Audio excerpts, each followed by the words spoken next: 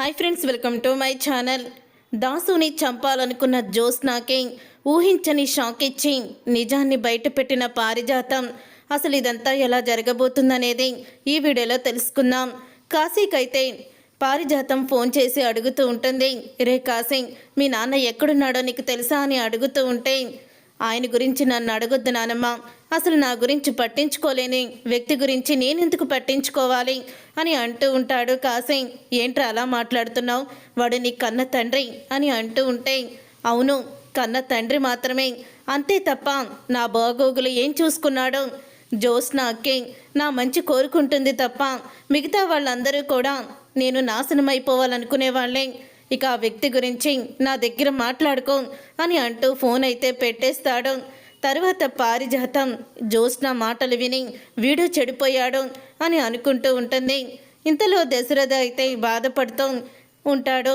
అప్పుడే ఇక కార్తీక్ అయితే, ఏమైంది మావయ్య, ఎందుకు అలా బాధపడుతున్నావని అడుగుతూ ఉంటే, ఏం లేదురా, మీ అత్తయ్యని చూస్తుంటే భయమేస్తుంది. తను మాటలు అలా మాట్లాడుతూ ఉంటే అసలు నాకు ప్రాణం పోయినంత పనవుతుంది. ఇంకా రిపోర్ట్స్ రాలేదు. జ్యోత్స్నాని చూస్తుంటే కూడా భయమేస్తుంది. కన్న తల్లి ప్రాణాపాయ స్థితిలో ఉంటే ఏ కూతురు కూడా ప్రశాంతంగా నిద్రపోదు, తినదు. సుమిత్ర ఉన్న పరిస్థితికి ఇంట్లో వాళ్ళందరూ కూడా చాలా బాధపడుతూ ఉంటే జ్యోత్స్నాలో నాకు ఆ బాధే కనిపించడం లేదు. అసలు జ్యోత్స్న నా కూతురే అని కూతురేనా అని ఒక్కోసారి నాకు అనుమానం అయితే వస్తుంది అని అంటూ ఉంటాడు దశరథ. ఇక దశరథ అన్న మాటలకి అప్పుడే ఇక కార్తీక్ అయితే ఇలా అంటూ ఉంటాడు, మావయ్య నువ్వు దేని గురించి కూడా ఆలోచించొద్దు, అంతా కూడా సవ్యంగానే జరుగుతుంది అని కార్తీక్ అయితే ఓదారుస్తూ ఉంటాడు. ఇంతలో ఇక కార్తీక్ దగ్గరికి పారిజాతం వచ్చి, రే నీ వల్లేరా కాశీ కూడా వాళ్ళ నాన్నకి విరోధుడయ్యాడు అని అంటూ తిడుతూ ఉంటుంది. పారిజాతం గారు, ప్రతి విషయంలో మా బావదే తప్పంటే మాత్రం ఊరుకునే ప్రసక్తే లేదు. అయినా మీ కొడుకు మనవడు వీళ్ళ మీద ఉన్న తీపి మమకారం మీకెవ్వరి మీద కూడా ఉండదు కదా. అందరూ కూడా అలాంటి వాళ్ళని గుర్తుపెట్టుకోండి. ఎవరికన్నా పేగుబంధం ఉంటుంది. ఆ పేగుబంధాన్ని విడదీయాలని చూసిన ఎవ్వరికి కూడా సంతోషం అనేది ఉండదు. ఏ రోజైనా పాపం పండి బయటపడుతుంది అని అంటూ దీప మాట్లాడుతుంది. దీప మాటలకి షాక్ అయిపోతూ ఉంటుంది పారిజాతం.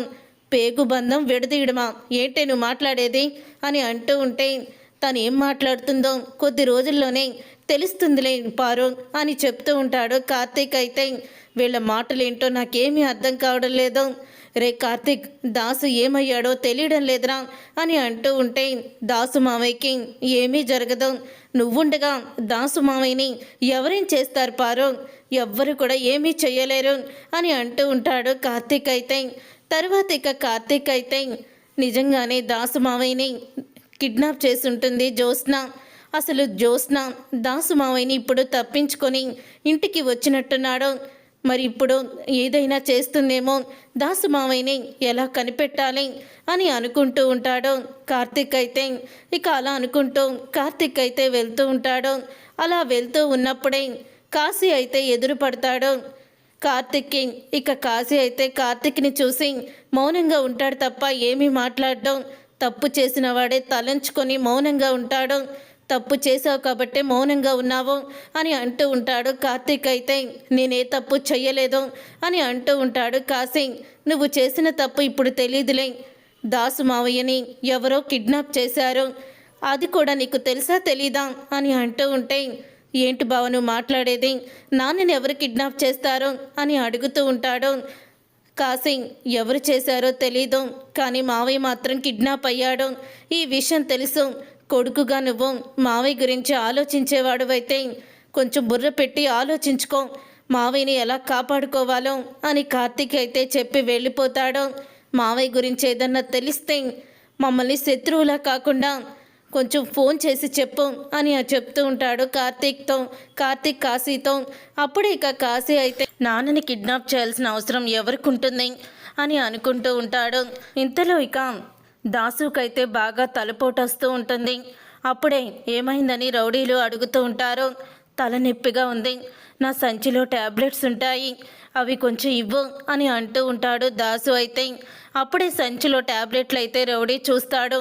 ఇక రౌడీ ఆ ట్యాబ్లెట్ చూసేసరికి దాంట్లో ట్యాబ్లెట్ అయిపోయి అట్ట మాత్రమే ఉంటుంది. అప్పుడే ఇక ట్యాబ్లెట్లు అయిపోయాయి అని అంటూ ఉంటే, ఆ ట్యాబ్లెట్లు వేసుకుంటేనే నాకు తలపొట్టు తగ్గుతుంది, కొంచెం ఆ ట్యాబ్లెట్లు తెచ్చిపెట్టు అని అంటూ ఉంటాడు దాసు. రేయ్, ట్యాబ్లెట్లేగా, నువ్వు వెళ్ళి తీసుకురా, నేను ఇక్కడే ఉంటాను అని అంటూ రౌడీ అయితే అంటాడు. అప్పుడే ఇక ఇంకొక రౌడీ అయితే ట్యాబ్లెట్లు తీసుకోవడానికి మెడికల్ షాప్ దగ్గరికి అయితే వస్తాడు. వచ్చిన తర్వాత కాశీ కూడా మెడికల్ షాప్ దగ్గరే ఉంటాడు. అప్పుడే రౌడీ అయితే ఈ ట్యాబ్లెట్స్ ఇవ్వండి అని చూపిస్తాడు. ఇక ఆ ట్యాబ్లెట్లను చూసిన కాశీ అయితే, ఆ ట్యాబ్లెట్లు మా నాన్న వాడే ట్యాబ్లెట్లో ఉన్నాయి, ఇతన్ని చూస్తుంటే రౌడీలా ఉన్నాడు, ఒకవేళ ఆ ట్యాబ్లెట్స్ మా నాన్నకేనా అని అనుకుంటూ ఉంటాడు కాశీ. అలా అనుకొని ఇక రౌడీని ఫాలో చేస్తూ ఉంటాడు. అలా రౌడీని ఫాలో చేస్తూ వెళ్తూ ఉంటే అప్పుడే ఇంకా కార్తీక్కి కాశీ అయితే ఫోన్ చేసి చెప్తాడు, బావా, మా నాన్న వాడే ట్యాబ్లెట్లను రౌడీలో ఉన్నాడు ఒక అతను తీసుకువెళ్తున్నాడు, నేను అతను వెనకాలే వెళ్తున్నాను, నీకు లొకేషన్ సెండ్ చేస్తాను, నువ్వు కూడా రా అని అంటూ ఉంటాడు కాశీ. అప్పుడు ఇక కార్తీక్ కూడా లొకేషన్ సెండ్ చేయడంతో అక్కడికి వెళ్తాడు. ఇక కాశీ వెళ్ళేసరికి అక్కడ కట్లతో కట్టేసి దాసు అయితే ఉంటాడు. అప్పుడు ఇక దాసు ఉండడంతో దాసుని చూసి షాక్ అయిపోతూ ఉంటాడు కాశీ అయితే. అప్పుడే ఇంకా జ్యోత్స్న అయితే అక్కడికి వస్తుంది. ఇక జ్యోత్స్నాని చూసి కాశీ షాక్ అయిపోతూ, జ్యోత్స్నకేంటి, మా నాన్నని కిడ్నాప్ చేసిందా అని అనుకుంటూ ఉంటాడు. అప్పుడే కార్తీక్ కూడా వస్తాడు. కార్తీక్ కాశీని చూసి ఏమైంది కాశీ అని అడుగుతూ ఉంటే, లోపలికి చూడు బావా అని కిటికీలో నుంచి ఇద్దరు చూస్తూ ఉంటారు. అప్పుడే జ్యోత్స్న అయితే, ఏంటి నాన్న, నా గురించి నిజం చెప్పాలనుకుంటున్నావా, అది నీ వల్ల కాదులే అని అంటూ ఉంటే, నా కొడుకుని నీ మాయ మాటలు చెప్పి తన భార్యకి అయిన వాళ్ళందరికీ దూరం చేశావు, ఇప్పుడు సుమిత్ర వెదన్ని చంపాలని చూస్తున్నావు, నిన్ను వదిలిపెట్టను అని అంటూ ఉంటాడు దాసు అయితే. అప్పుడే అది విని ఒక్కసారే కాశీ షాక్ అయిపోతూ ఉంటాడు. కన్న తండ్రి అని తెలిసినా కూడా నన్నే చంపాలని చూస్తున్నావు, నువ్వెంత దుర్మార్గురాలువో అందరికీ తెలియాలి, మా అమ్మకి తెలిస్తే చాలు నిన్ను ఏం చేస్తుందో అదే చేస్తుంది అని అంటూ ఉంటాడు. అప్పుడే ఇక జ్యోత్స్న అయితే, నీకు రేపటితో లాస్ట్ డేట్ నాన్న, రేపు వచ్చి నిన్ను ఫినిష్ చేస్తాను అని జ్యోత్స్న అక్కడి నుంచి వెళ్ళిపోతుంది. అప్పుడే ఇక జ్యోత్స్న వెళ్ళిపోయిన 10 నిమిషాలకి, ఇప్పుడు కన్నా జ్యోత్స్న నిజ స్వరూపం తెలుసుకున్నామని అనుకుంటున్నాను అని అంటూ కార్తీక్ అయితే కాశీ సహాయంతో రౌడీల్ని చితకబాది దాసుని తీసుకొని శివనారాయణ ఇంటికైతే వస్తాడు. అప్పుడే ఇక దాసుని తీసుకువచ్చిన కాశీ కార్తీక్ని చూసి జ్యోత్స్న షాక్ అయిపోతూ ఉంటుంది. ఇక పారిజాతం అయితే, రే దాసు, ఎవరా నిన్ను కిడ్నాప్ చేసింది అని అడుగుతూ ఉంటే, ఇంకెవరు నానమ్మ, జ్యోత్స్నకే నాన్నని కిడ్నాప్ చేసింది అని అంటూ ఉంటాడు కాశీ. అది తెలుసుకొని పారిజాతం కోపంతో రగిలిపోతూ జ్యోత్స్న పీక పట్టుకొని, ఏంటే, కన్న తండ్రిని కిడ్నాప్ చేస్తావా అని అంటూ జ్యోత్స్నని ఇక పీక పట్టుకొని అంటూ ఉంటుంది. ఆ మాట విని శివనారాయణ, దశరథ అందరూ కూడా షాక్ అయిపోతూ ఉంటారు. చూసారుగా ఫ్రెండ్స్, రాబోయే కథలో ఖచ్చితంగా ఇలాగే జరగబోతుంది. జ్యోత్స్న మీద ఉన్న కోపంతో పారిజాతం నోటితోనే నిజాన్ని బయట పెట్టబోతుంది. మరి ఇలాగే జరగాలని మీరైతే కోరుకుంటున్నారా? అయితే వీడియోని తప్పకుండా లైక్ చేసి ఛానల్ని సబ్స్క్రైబ్ చేసుకొని పక్కనే ఉన్న గంట సింబలపై ఆల్ని క్లిక్ చేయండి. అప్పుడే మేము పెట్టే ప్రతి వీడియో మీరు మిస్ కాకుండా చూసేయవచ్చు.